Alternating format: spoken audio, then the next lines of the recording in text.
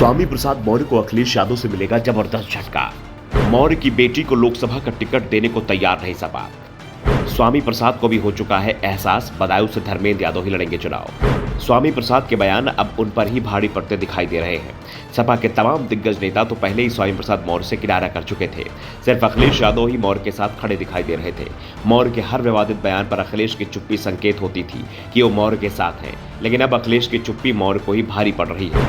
स्वामी प्रसाद मौर्य सपा में अलग थलग पड़ते दिखाई दे रहे हैं और अब तो यहां तक दावा किया जा रहा है कि बदायूं सीट, जहां से स्वामी प्रसाद मौर्य की बेटी संघमित्रा मौर्य बीजेपी की सांसद है, इस बार उनके टिकट पर संकट आ चुका है। स्वामी प्रसाद मौर्य के बीजेपी छोड़कर सपा में शामिल होने से बीजेपी तो पहले ही नाराज थी और अब इस नाराजगी के चलते संघमित्रा का टिकट संकट में फंस चुका है। संघमित्रा के पुराने बयान भी अब उन पर भारी पड़ते दिखाई दे रहे हैं।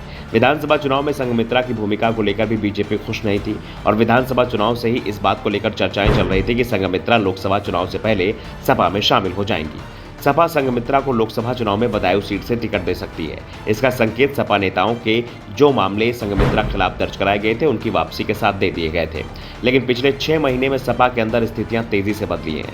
दरअसल अखिलेश यादव सपा कार्यकर्ताओं से फीडबैक ले रहे हैं, लोकसभा चुनाव की तैयारी में जुटे हैं और कार्यकर्ताओं ने जो फीडबैक दिया है उससे अखिलेश यादव परेशान दिखाई दे रहे हैं। सपा के नेता ही कह रहे हैं कि स्वामी के बयान पार्टी को नुकसान पहुंचा रहे हैं। एक और अखिलेश यादव ओबीसी वर्ग को सपा के पाले में करने की कोशिश कर रहे हैं, तो स्वामी प्रसाद मौर्य हिंदुत्व और मंदिरों के खिलाफ तीखी बयानबाजी कर बीजेपी के हिंदुत्ववादी एजेंडे को धार दे रहे हैं। जैसे बयान बीजेपी विपक्षी दल के नेता चाहते हैं, स्वामी प्रसाद वैसे ही बयान दे रहे हैं, जिस कारण से अखिलेश यादव की पूरी योजना ही ट्रैक से उतरती दिख रही है।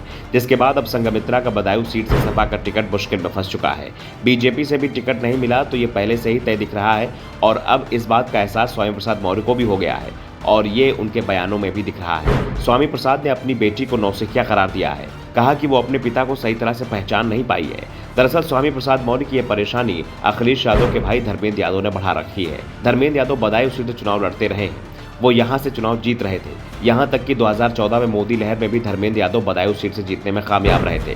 लेकिन 2019 में जब सपा का बीएसपी से गठबंधन था तो उस समय धर्मेंद्र यादव चुनाव हार गए। उन्हें बीजेपी के संघमित्रा मौर्य ने करीबी मुकाबले में चुनाव हराया था। अब धर्मेंद्र यादव एक बार फिर से इस सीट पर दावेदारी कर रहे हैं। वो बदायूं में फिर से सक्रिय दिखाई दे रहे हैं। दरअसल अखिलेश यादव को जो फीडबैक मिला है उसमें धर्मेंद्र यादव ही बदायूं सीट से जीतते हुए दिखाई दे रहे हैं। संघमित्रा कमजोर उम्मीदवार बताई जा रही है। दावा किया जा रहा है कि संघमित्रा के सामने अगर बीजेपी ने किसी यादव उम्मीदवार को ला दिया तो यह सीट बीजेपी के पाले में चली जाएगी, जबकि धर्मेंद्र यादव चुनाव लड़ते हैं तो जीतते हैं। दरअसल पहले दावा किया जा रहा था कि संघमित्रा को अखिलेश बदायूं से टिकट दे सकते हैं, बदले में धर्मेंद्र को आजमगढ़ से चुनाव लड़ाया जाएगा। लेकिन जिस तरह से लोकसभा उपचुनाव में धर्मेंद्र आजमगढ़ से सीट हार गए, उसके बाद अखिलेश ने प्लान बदल दिया। अब आजमगढ़ सीट पर शिवपाल यादव को उतारने की तैयारी चल रही है और धर्मेंद्र यादव को एक बार फिर से बदायूं से तैयारी करने के लिए कह दिया गया है। Bureau report, the such India.